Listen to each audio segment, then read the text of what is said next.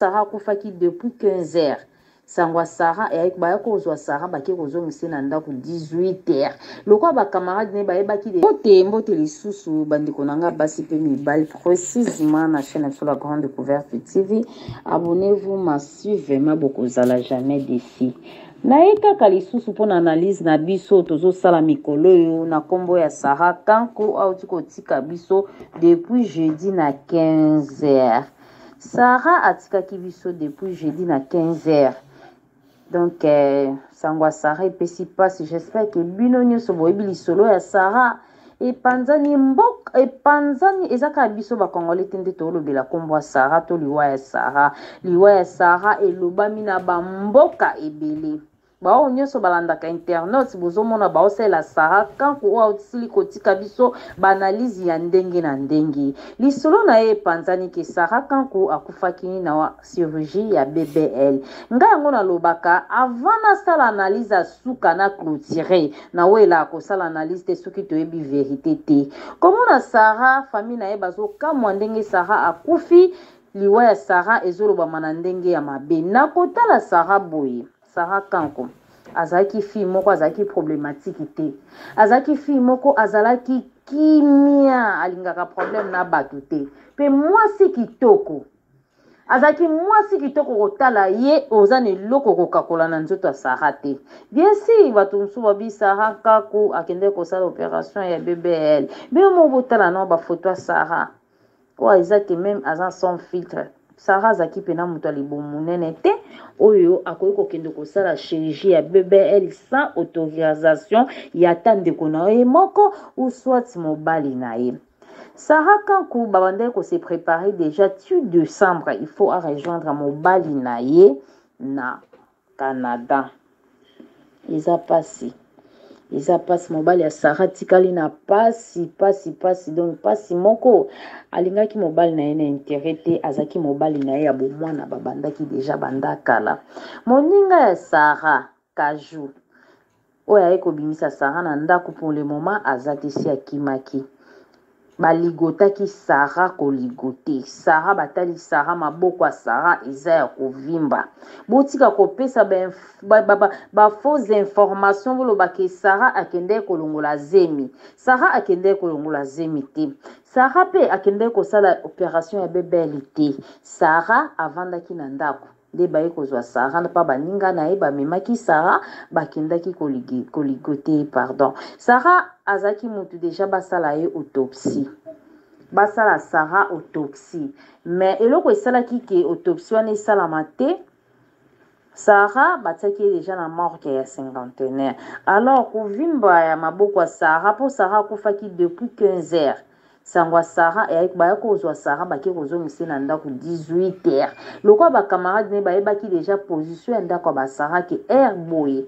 Tokokuta mutu te na ndako ba Sarah ekozala mie. Donc bobomi mutu bovandisi mutu ti 16 pourquoi pardon. Ti pourquoi donc ti ba memaki Sarah na hôpital ti ba bengaki mama Sarah Kanko kwa bengi Sarah fongola kilisu Sarah zaki déjà kokufa. Ndeko nanga mutima mabebo epona nini ba camarades yo bengaka ba ma copine obengaka ba camarades nanga ba mi intime est-ce que yo pe camarade yo tela ka motema obengaka ya mi intime a considéraka yo ndengo considéraka ye kobanga ya liwa Sarah pesinga pasi makasi. Docteur oyo ya hôpital Kitambo baza na confiance te pana ye po asala Sarah autopsie. Alors l'état lobi ezo senga kolongola nzoto ya Sarah place Sarah za komimango tina mama yemo po basala Sarah Kanko autopsie totala bien ce qui Sarah vraiment akufi na nini.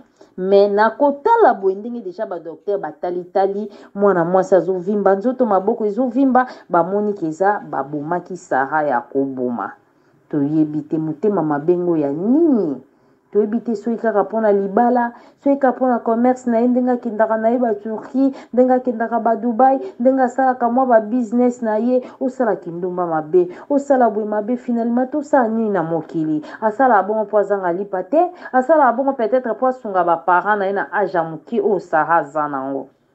soki nazolobela mingi liwa Sarah po aza fille o nga nayebaki vraiment en tout cas nayebaki Sarah malamu nayebaki Sarah malamu na nzela ya famille moko pe nayebi na nde esalaki ke nayeba Sarah kanko bandeko na nga okobanda koloba mabe ya moninga mpo na nini ki auti kosala opération ya BBL avant koloba likambo fo koraisonnaka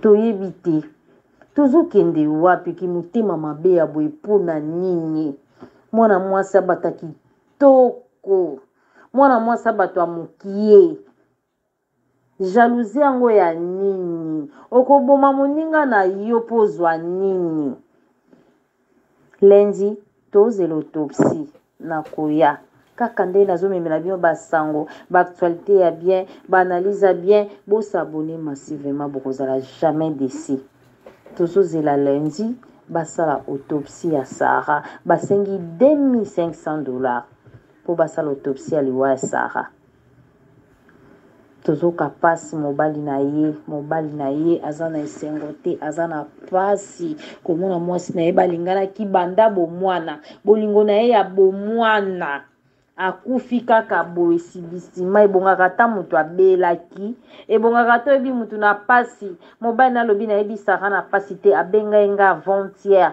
ayebisi nga kaka chéri nazoka litoi pasi yango pe te ezalaki ya grave oyo ekokaki komema Sarah kanko na hôpital tokeba na baninga tokeba soko oza na 1000 problème ovanda na ndako yo moko problème eya te ye moto avandaki na ye liwa ya Sarah bapreparaki yango deja bapreparaki ezalaki bien préparé bandeko na nga totika koloba bilobela tozelaka verification avant ya kosala analyse